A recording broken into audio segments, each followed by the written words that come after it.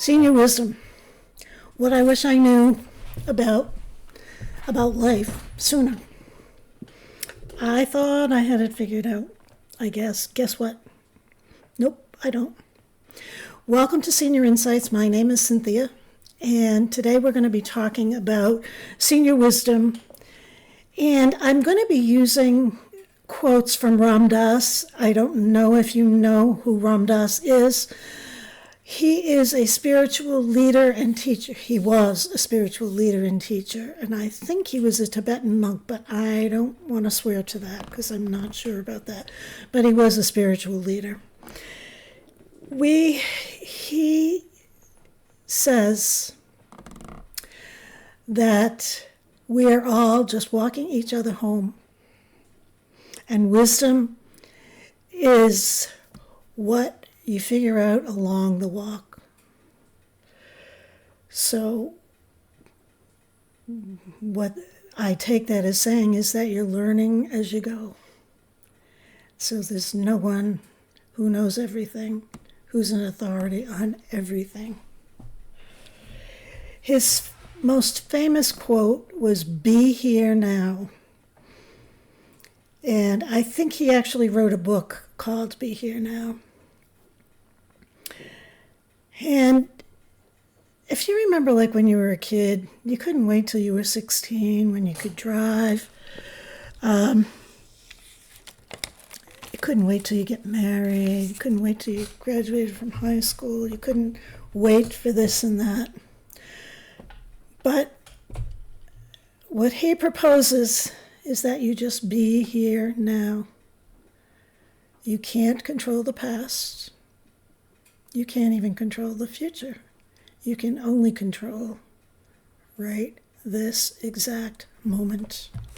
And I guess in some ways you don't even have control over that. I'm going to have to look at my notes every now and then. I hate to do that, but there's some stuff that I don't want to forget. We think the house is never clean. The house is never clean.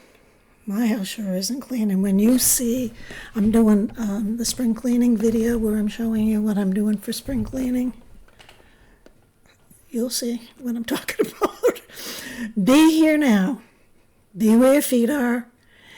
And you can do anything you want because you're retired.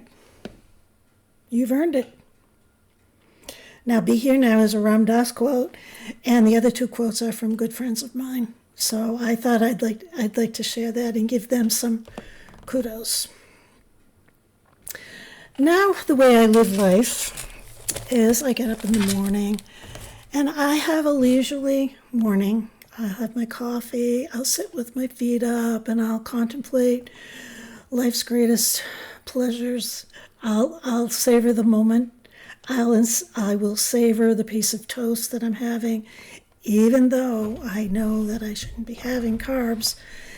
I will savor the bread, the butter. I use a generous portion of butter, and it's just so good, and I enjoy every single bit of it. It's the only moment that you have, so you need to show up for it. Then I do some other things that I have learned from participating in this group. I have continued to write a gratitude journal. Now I don't do the whole ritual that I suggested that we do. I don't have a candle. I don't have the essential oils going all the time. But I do sit down and I write usually 3-4 things. They're kind of almost bullet points. And it's funny.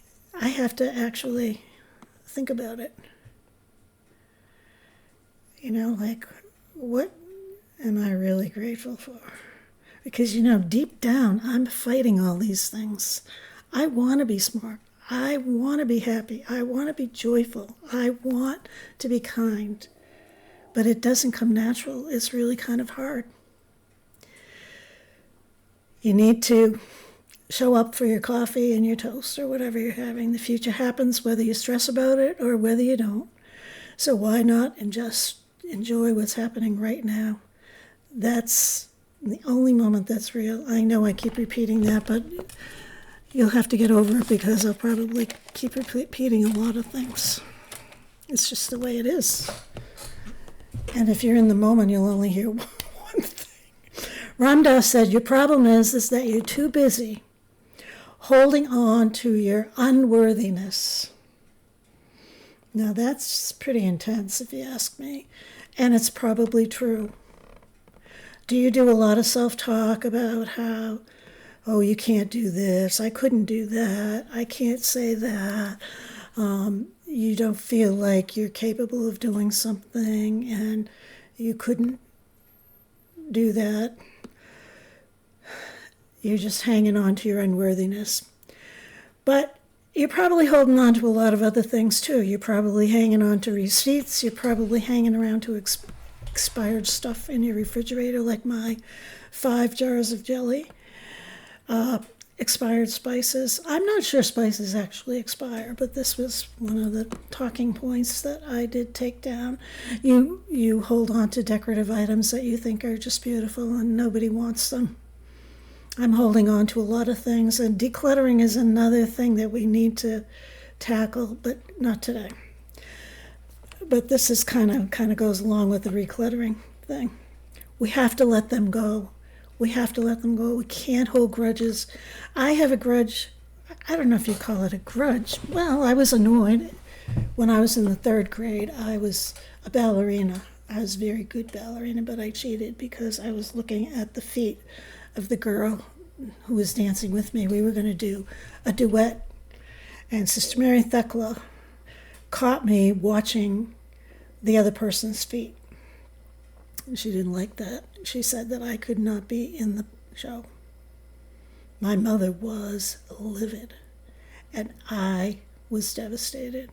It was truly a significant part in my life, and I started to resent my friend who was able to go on and do her own solo dance on the stage for the show.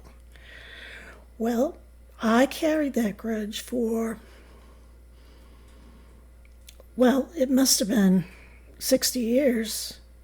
No, it's more than 60 years. And she and I were always on the fringes of all the other friends, and we used to be really good friends. She lived one house down from me, and we used to play in the neighborhood, and we used to do sleepovers and everything. I can remember a Halloween party that she came to our house for. And it really, that incident affected our relationship. And I don't remember that far back in terms of what she said or what I said or whatever, but it definitely affected our relationship. And so a year ago, when I went to a gathering of my high school class, they were trying to use up the last of the budget. I guess they didn't think we were going to be around a heck of a lot longer or something. But I went up to her and I said, so-and-so, I just want to let you know that I'm sorry for whatever I did that affected our relationship, because something did, and I'm sorry.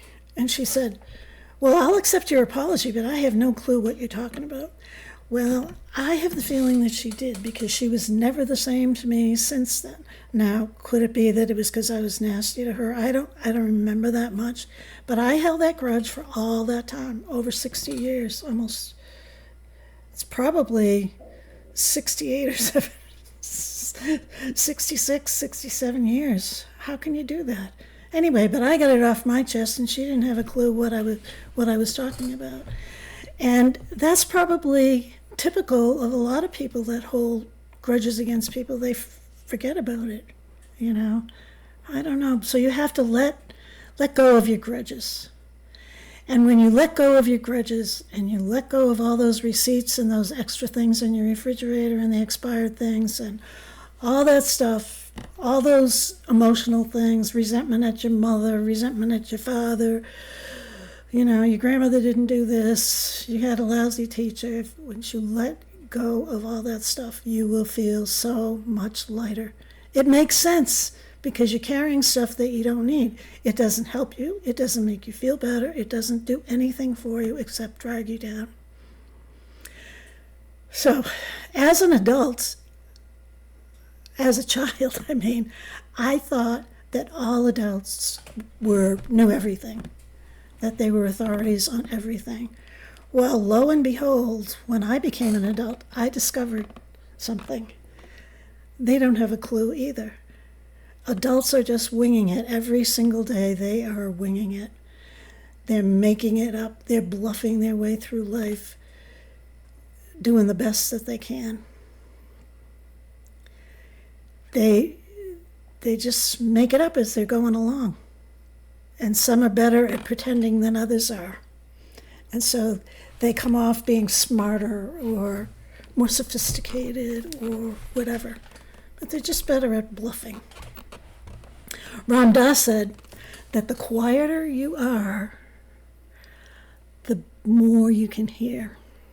So if you listen closely, you will notice that those people, those adults, who, even some of these people on YouTube, and I will admit I do some of these things, but some of these people look so sophisticated and so polished and so professional.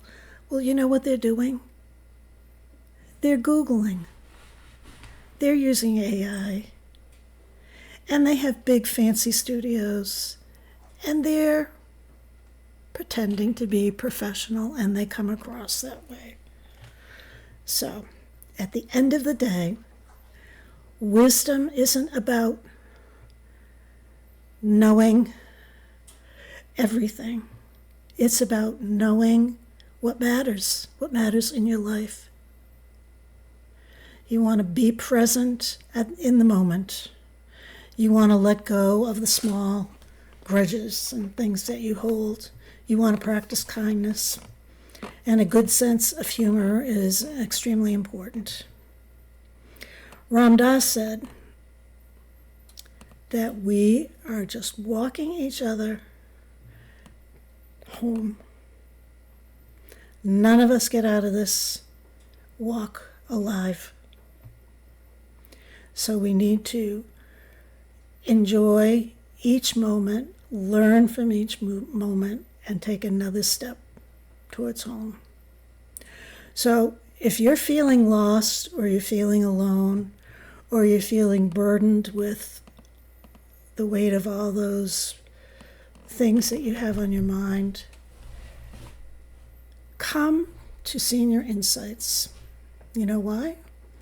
Because despite the fact that this group is very small, now I've been doing this channel for 2 months now. It's exactly 2 months tomorrow, and we have 130 subscribers.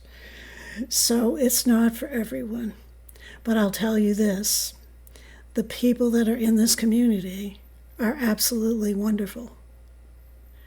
They are very nice, caring, considerate, kind, non-judgmental people. You can say something that's maybe not the way they would do things, and they don't judge you. So you're not alone. If you feel like you're alone, come and join us, because we'll walk on this path together and we'll help each other.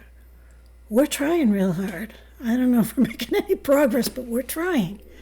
So let's be here now, be here in the moment.